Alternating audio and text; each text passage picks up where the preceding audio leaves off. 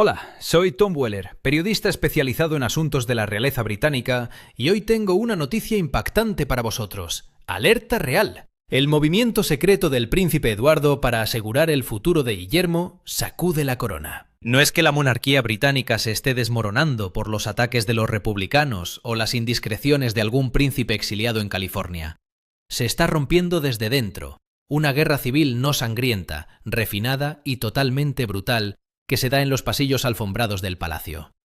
No es un heredero impaciente ni un rebelde ruidoso el centro de esta contienda, sino aquel hombre que la familia y el mundo habían olvidado, el príncipe Eduardo. En un giro de los acontecimientos que los historiadores estudiarán por décadas, el hijo más joven y discreto de la reina Isabel II se ha convertido en el arquitecto de una calculada campaña para aislar a la reina Camila, neutralizar su influencia y consolidar un nuevo centro de poder en torno al futuro rey Guillermo V.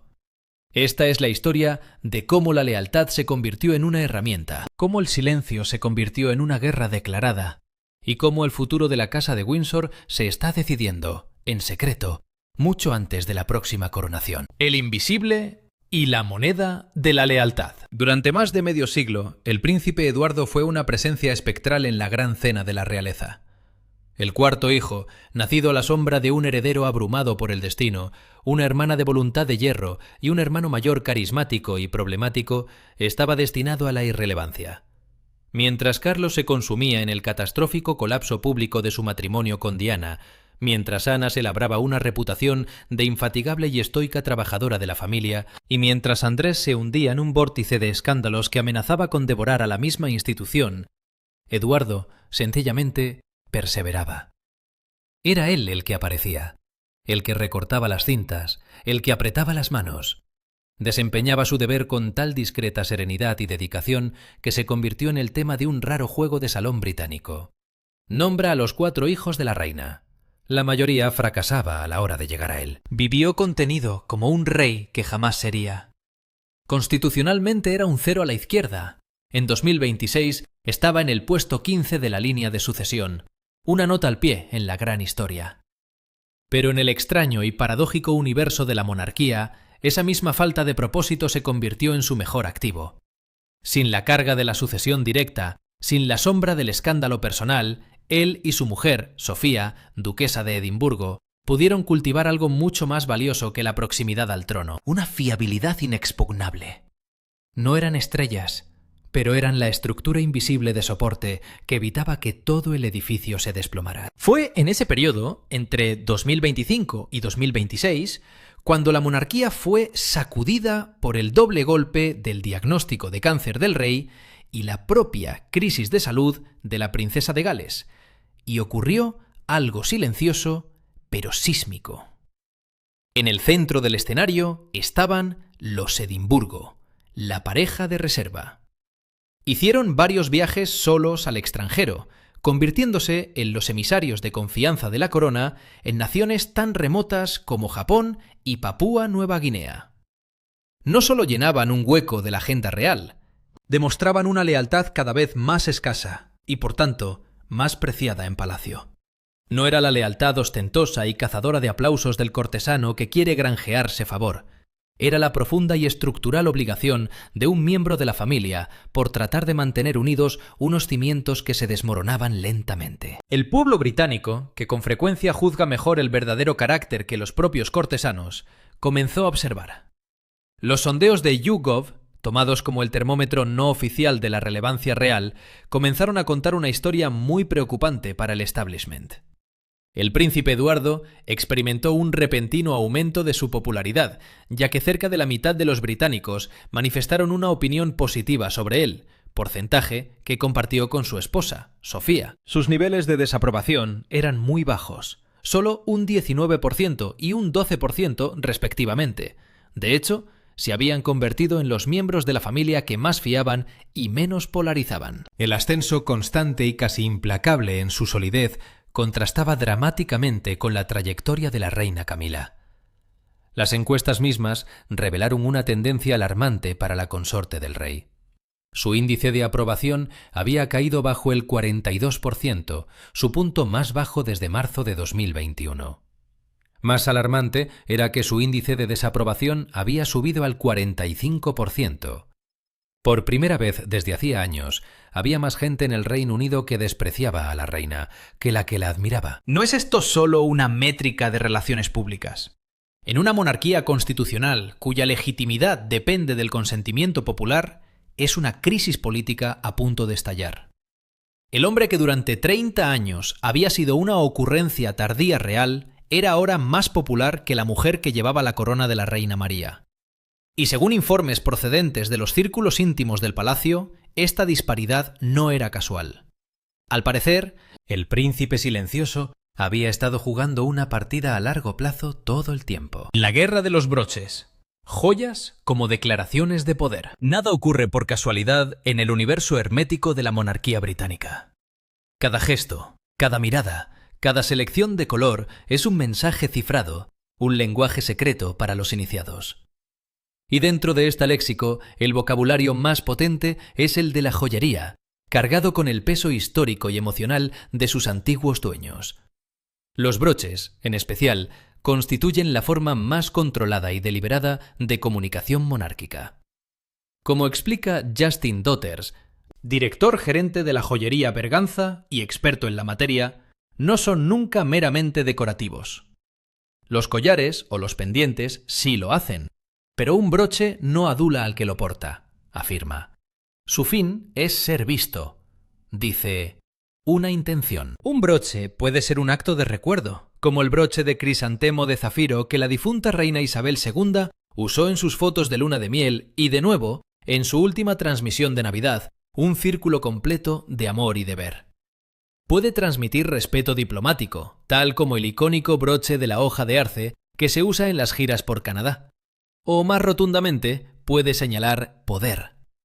A principios de 2023, cuando el palacio lidiaba con las secuelas del escándalo del príncipe Andrés y las tensiones sobre la futura forma de la monarquía, la reina Camila empezó a desplegar sus joyas con la precisión de un estratega militar. Su arma favorita se convirtió en un broche con la forma de la corona Tudor.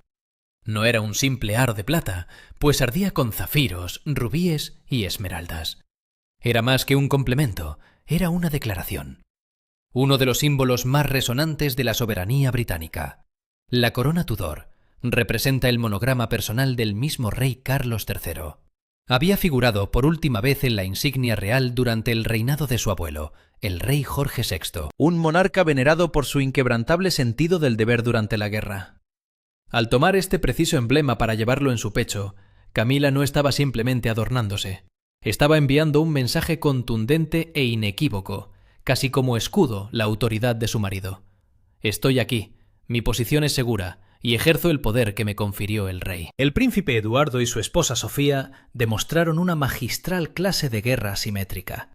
No se metieron en una batalla de gemas, no expresaron a la prensa su descontento. Su estrategia, sin embargo, fue de presencia y ausencia calculadas. Se transformaron en las caras estables y sin drama que la maquinaria de relaciones públicas del palacio necesitaba desesperadamente, apareciendo en eventos de los que Camila estaba ausente, haciendo deberes que ella teóricamente debería haber liderado, y siempre dando una impresión de tranquila competencia. Sus elecciones de joyas eran igualmente deliberadas en su sencillez. Las piezas que lucían, como han señalado los observadores, estaban escogidas para complementar la ocasión y no para dominarla. Es una joya que requiere ser vista en segundo plano, no en primero, explica un analista.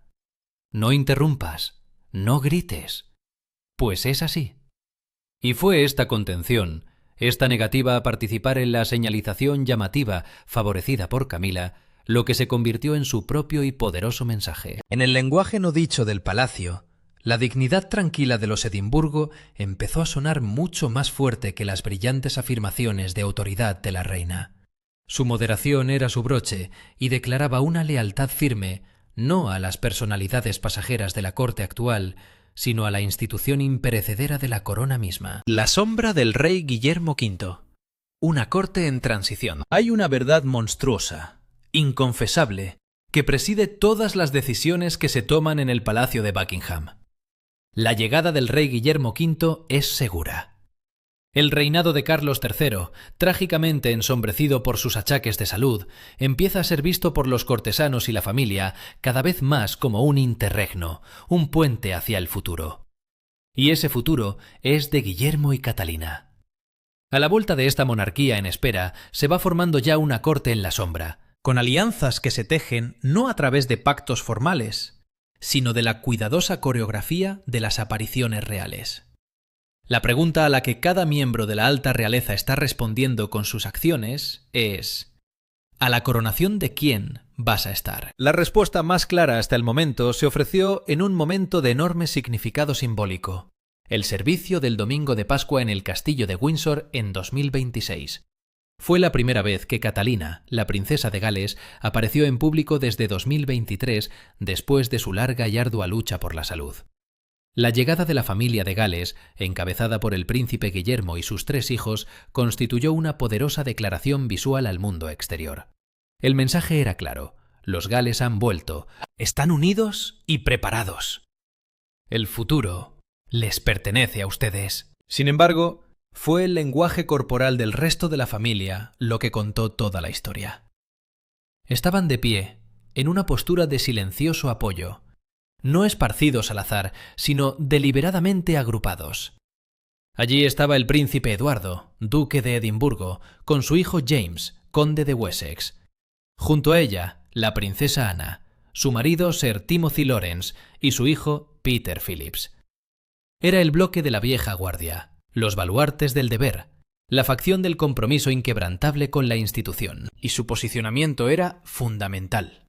No flanqueaban al rey Carlos y a la reina Camila, se hallaban en la línea física y por consiguiente simbólica del príncipe Guillermo. Se anclaban no ya al actual capítulo de la monarquía, sino al siguiente. Las omisiones fueron igualmente reveladoras. ¿Quién estaba más cerca de la reina Camila?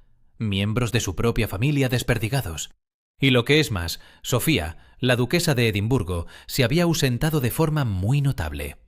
En el mundo de la realeza, donde todo está estrictamente controlado, pocas veces una enfermedad de última hora en un acto público importante es simplemente un resfriado. La versión oficial del palacio, según la editora real Rebecca Inglis, era que estaba indispuesta, pero para los observadores del palacio esto se tomó como una elección. Su ausencia, unida a la postura calculada de su marido, era un aviso de que la familia se estaba reorganizando silenciosa pero firmemente en torno a su futuro rey. Y ahí es donde se encuentra la sutil brillantez de la nueva dinámica de poder de Windsor. Guillermo no tiene que dictar órdenes ni expulsar a su futuro tribunal. No es necesario que se meta en disputas públicas. Lo único que tiene que hacer es asegurarse de que la gente apropiada esté en el encuadre cuando las cámaras estén grabando. Y para la Pascua de 2026, esas personas eran, sin duda alguna, su tía, la princesa Ana, y su tío, el príncipe Eduardo.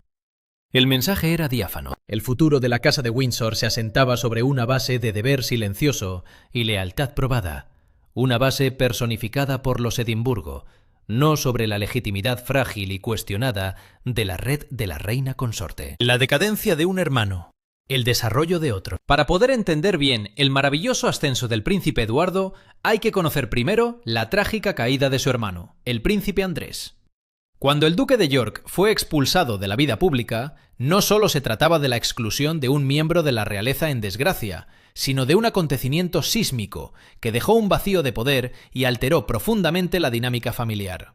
En un último gesto de humillación, fue su propio hermano, el rey, quien desalojó a Andrés de su casa de toda la vida, la amplia Royal Lodge en Windsor, para relegarlo a la más modesta Booth Farm, en la finca de Sandringham. Las consecuencias de esta tragedia familiar se sintieron por parte de Eduardo con toda la fuerza y la inmediatez de un golpe. Durante años, el duque y la duquesa de Edimburgo habían pasado las vacaciones de Pascua en la granja Booth. De pronto vino Andrés, y con su resentida presencia trastornó todos sus planes. Un hombre más joven podría haberse quejado. Quizás sí hubiera dado a entender su frustración a la prensa, haciéndose pasar por víctima colateral de la vergüenza de su hermano. En cambio, Eduardo actuó, y al hacerlo, reafirmó para la familia su valor como el gestor esencial de sus crisis. Los informes de las fuentes cercanas a la Casa Real revelaron que aunque el rey Carlos se negó a reunirse con el hermano más joven, a pesar de que se encontraba a 1 milla de distancia en Sandringham House, fue el príncipe Eduardo quien realizó el viaje a Booth Farm. Fue el primero de la familia en visitarlo, luego de su detención por sospechas de mala conducta. No se trataba de ofrecer compasión ni defender lo indefendible, era una misión de frío pragmatismo familiar. Tranquilamente, pero con firmeza, le hizo ver que la intransigencia de Andrés hacía más mal a la familia y causaba estorbos a otros. Limpiaba un desastre provocado por sus hermanos mayores con una sensatez y una autoridad que no se habían visto desde hacía décadas. La corte del rey respondió a esta sutil asunción de responsabilidad con una asombrosa y reveladora reprimenda. En abril de 2024, cuando el rey Carlos emitió su lista de honores, los nombres no fueron una sorpresa. La reina Camila, el príncipe Guillermo y la princesa Catalina fueron reconocidos como corresponde. Pero hubo una sorprendente e inaudita omisión: el duque y la duquesa de Edimburgo. El desaire mandó sus ondas de choque por toda la comunidad de los observadores reales. En el momento mismo en que la pareja había asumido una carga muy superior de deberes públicos tras la enfermedad del rey, fueron ignorados públicamente. Hacían más y recibían menos. Si esto era un intento de la camarilla de Camila de marginar a Eduardo y volver a ponerlo en su sitio, fue un tremendo error de cálculo. En vez de castigarlo, lo galvanizaron. El desaire solo hizo más firme su estrategia. Su futuro y el de la relevancia de su familia no residían en congraciarse con la cada vez más impopular corte del rey Carlos y la reina Camila, sino en demostrar su valor indispensable para la próxima corte, la del rey Guillermo V. La crisis de Andrés no solo suprimió a un duque, creó a otro. El vacío de poder y la estrategia a largo plazo de los Windsor. En una monarquía moderna, la opinión pública no es cuestión de vanidad, es la moneda del reino. Y las cifras cuentan una historia política fundamental. Mientras que el rey Carlos goza de una sólida popularidad, con un 60% de los británicos que lo ven de forma favorable, las cifras de su reina consorte apuntan a una tormenta en el horizonte. Con su índice de favorabilidad neto ahora en terreno negativo, está en una situación comprometida para quien tiene como cometido primordial apoyar al monarca y ser un símbolo de estabilidad de la institución. Esta creciente falta de contacto con la opinión pública ha producido un peligroso vacío de poder en el corazón del palacio. La monarquía necesita, sobre todo en tiempos de crisis, una figura femenina popular y accesible que actúe como contrapeso al rey. Durante 70 años, la reina Isabel II lo hizo a la perfección, y Diana, princesa de Gales, aunque brevemente, lo hizo con inmenso impacto.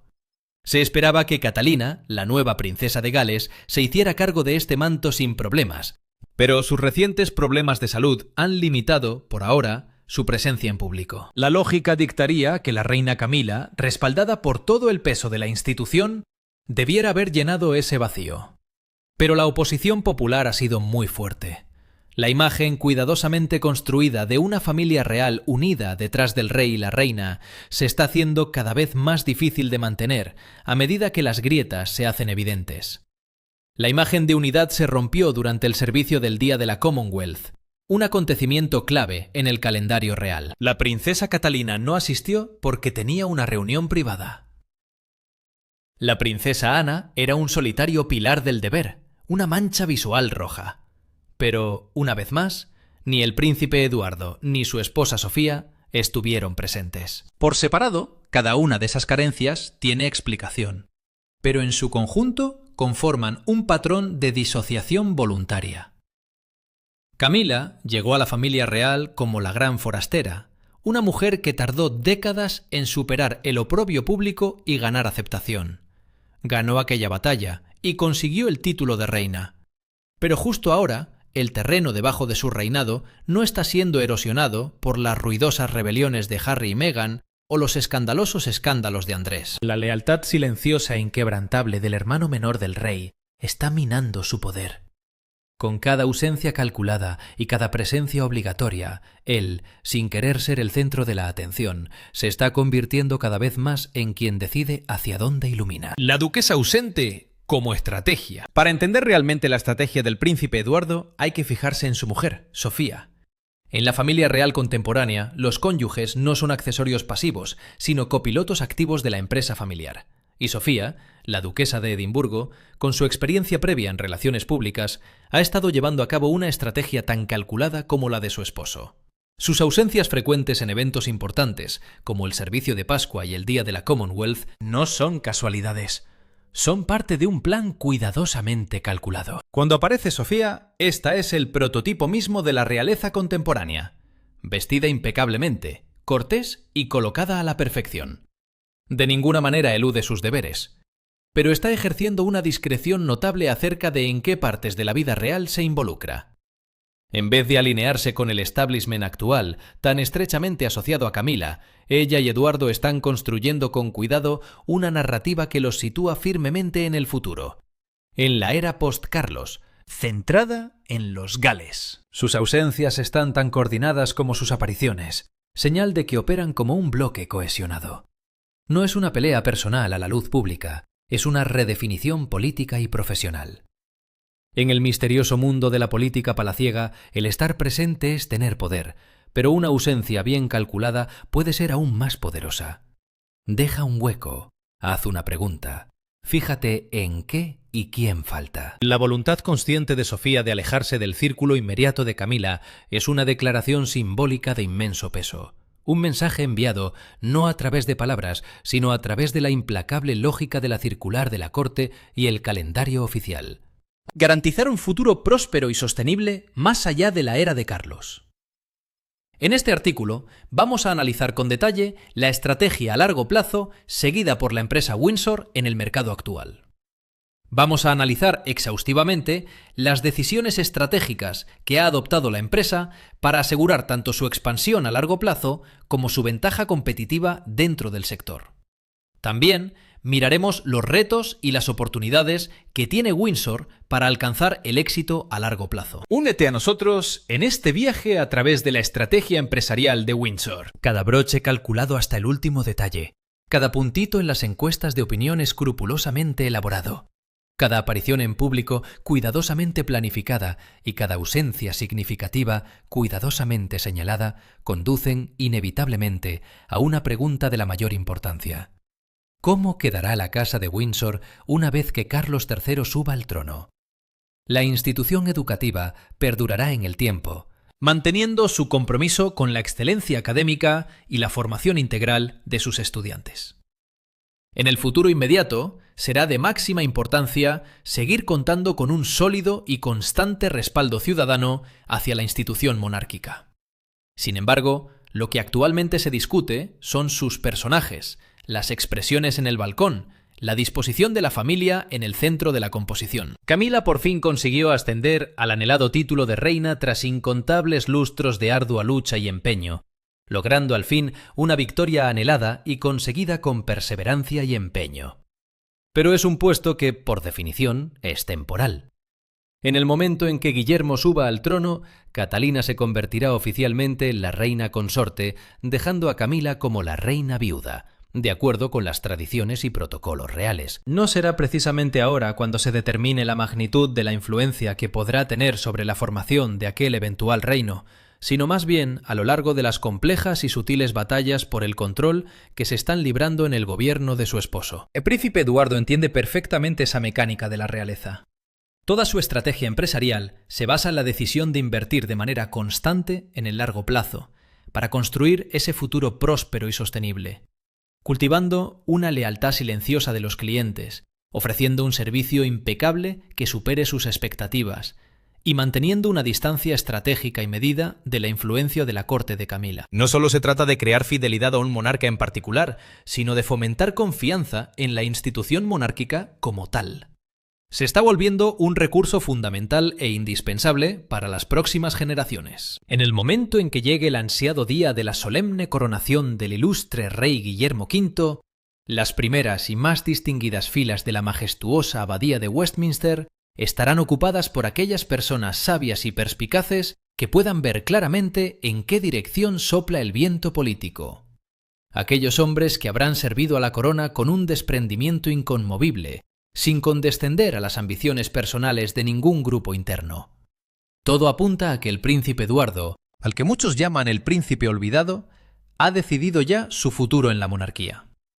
Hasta el momento no ha publicado ninguna obra literaria, ni ha concedido entrevista alguna que pudiera desvelar datos interesantes sobre su vida o su trabajo. Su método es mucho más refinado y finalmente se parece mucho más al estilo característico de Windsor. Por fin hace su entrada en escena y atrae las miradas de todos los presentes. Actualmente se encuentra realizando la tarea asignada en el proyecto de la empresa. Y en cada momento, en cada instante, en cada situación, su presencia o su ausencia pueden comunicar todo lo que se necesita expresar. El problema más importante al que hace frente la monarquía británica hoy en día no es la tortuosa historia con los Sussex ni el escándalo permanente que envuelve al duque de York. Es una pelea interna de reposicionamiento político que se da de forma gradual, sin derramamiento de sangre y de una manera exquisitamente civilizada. El príncipe Eduardo navegó 60 largos años sin descanso por los mares más profundos y peligrosos, buscando aventuras y tesoros ocultos. Quizás me lleve mucho tiempo, tal vez toda una década, para redefinir completamente la composición del primer plano en mis obras. Gracias por ver el vídeo. Si tienes algún comentario, háznoslo saber.